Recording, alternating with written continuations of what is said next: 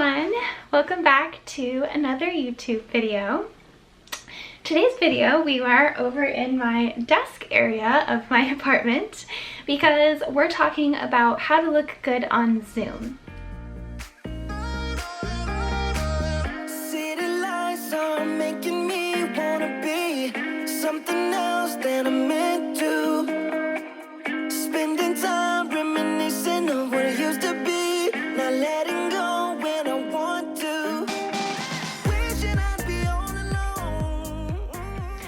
I thought that this would be a great relevant video for right now because of course, with everything happening in the last year, many of us have been working from home, and Zoom has really become one of the main ways for us to communicate these days. It's really the closest way that we can be right now safely to be with our friends, our family, our colleagues, and especially for those of us that started a new job during this whole thing, me included, and you haven't even met your colleagues in person yet. Zoom is really the only place that they see you, so it's good to put on a good impression, show that you look like you are engaged and that you are a good employee and someone that they'd like to work with and everything. So basically you want to give off a good impression on the Zoom call. The tips that I'm going to focus on today are mainly for those who are in a work or professional setting, but all of these tips apply to any Zoom call that you're on. It just depends the level that you want to go. But these will be for a professional setting. Okay, so let's jump right into it. The first and most important tip is the lighting. So you actually want the light to be in front of you so that it lights up your face rather than behind you, creating backlight. I know there's a light behind me right now, but I have some front light going on as well. So you'll want to, if you're in a corner, usually I actually don't even have a light here, and you'll want to say like pick up your laptop, walk around, figure out where is the best place in your apartment for lighting. If you can be in front of a window, of course do that. Obviously the window would be the best for lighting, natural lighting. It really just, even on the camera you can see it picking up better quality.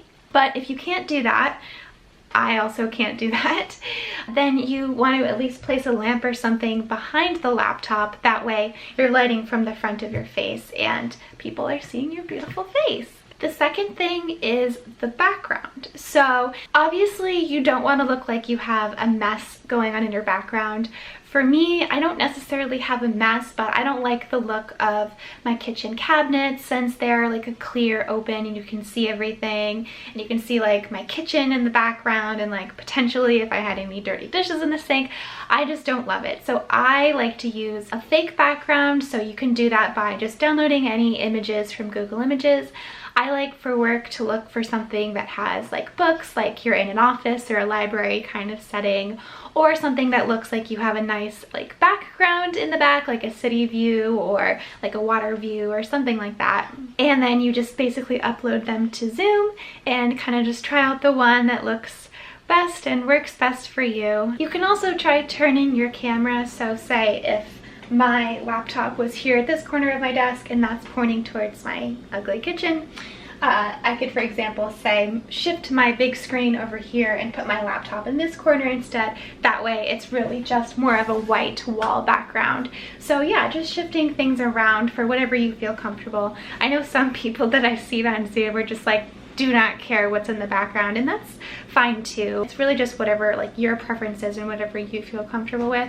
For me, I don't like my dirty kitchen being in the background, and I really just, I don't know, I just like this angle the best. So that's why I use the fake backgrounds, and there's nothing wrong with it. The third thing is the top. So really, obviously, it's only the top half that matters when you're on Zoom, unless you're, I don't know, doing something where you're going to be like walking around, or if you're doing an activity with your team, like a team bonding thing. But for the most part, you're just going to be sitting at a desk in meetings, so it's really just the top that matters.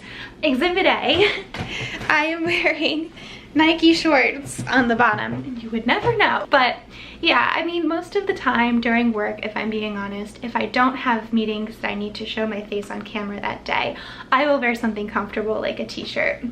But if I need to, I will throw on a top, just something that looks not too much skin showing, no bra strap showing, like the obvious things. I like this top a lot. This is just like a classic button-up white shirt, or I have like a pink shirt that I wear that's like a tank top if it's a hotter day. Just something like that where you're just, it's simple. People don't actually care or aren't really paying attention to what you're wearing. It's more so just like the overall look, if you look like you're put together. And I think it also just shows that you look like you care, you're paying attention, you're here, you're showing up, not like you just roll out of bed and like you're so annoyed that you have to be here. Even if you really feel that way, you shouldn't show it at work, obviously. So yeah, and I think putting on a nice shirt, showing that you tried, is one of those things. The fourth tip is makeup. Now, during quarantine, I have fully embraced not needing to wear makeup, and I have loved just like my natural looking face, just like focusing on my skincare, not doing my makeup. As you guys know on my vlogs, I show my face totally completely bare skin without makeup all the time, and I found that quarantine has actually been a really good time to just give my skin a break and let it breathe for a little bit and not put makeup on. But if you do want to wear makeup, I find that you really, on Zoom, because the camera quality isn't good, you don't need to even do that much. It's just like tiny little things that make a difference. So whatever your 5-minute makeup routine is, I feel like everyone knows what is their 5-minute quick running out the door makeup. That's all you need to do. For me, that is just a tiny bit of concealer, just like a little bit here and there on my spots. Mascara is a total necessity for me because I have the shortest eyelashes ever, so I just throw a little bit of mascara on. It makes my eyes look alive and awake. And then a little bit of bronzer, because that just, for me, seems to warm up my face a little bit and make me look more like alive and healthy. And then I like to just do a touch of blush and then a touch of highlighter, just blend that in, and that's pretty much it besides a lip. I just do a little really simple lip color. I use the Glossier Generation G lipstick in Cake. That is the most subtle, like just barely just makes your lips look good. It doesn't look like you're wearing lipstick. Well, not really or anything. And just, yeah, with like those couple things combined, less than 5 minutes, just throw it on. And that's all you really need. Just whatever your 5-minute makeup routine is, just do that, and you'll notice that it just makes you look a little bit more alive on camera. Fifth thing is the tech. So there are a couple of features on Zoom that I only found out recently.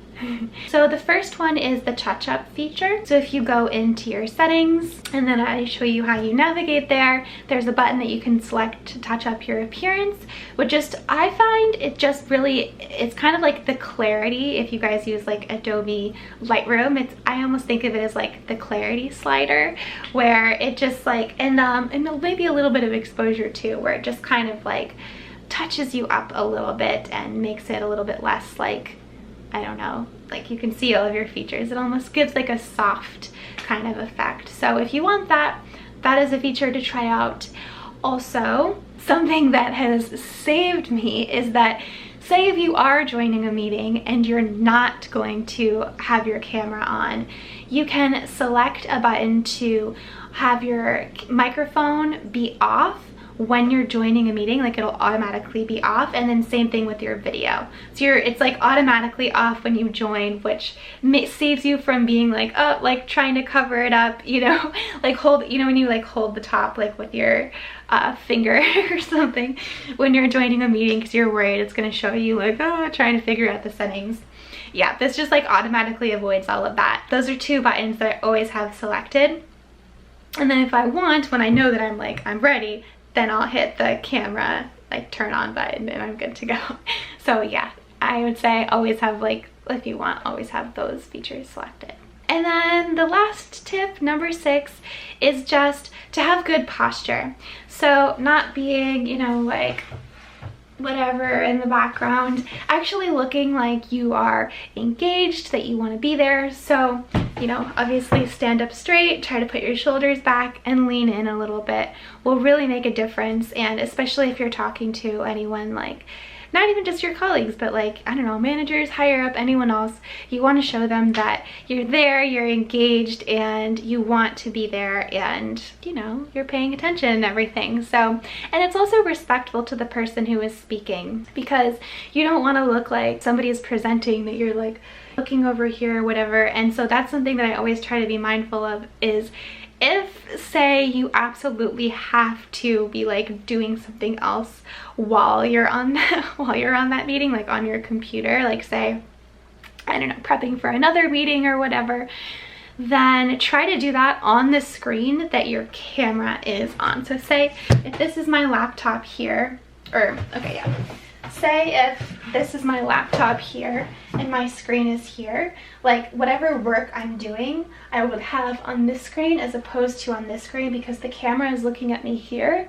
So that way it looks like I'm still looking at the same camera as opposed to like, you know, looking to the side the whole time. That way they know that you're engaged and, you know, blah, blah, blah.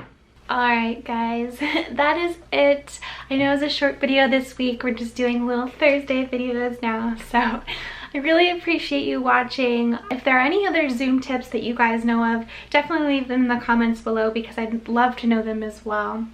If you enjoyed this video, definitely don't forget to subscribe, and also check out the Fashion Squirrel, where I, on Instagram post a little bit more frequently. And hopefully I will see you guys next time. All right, bye.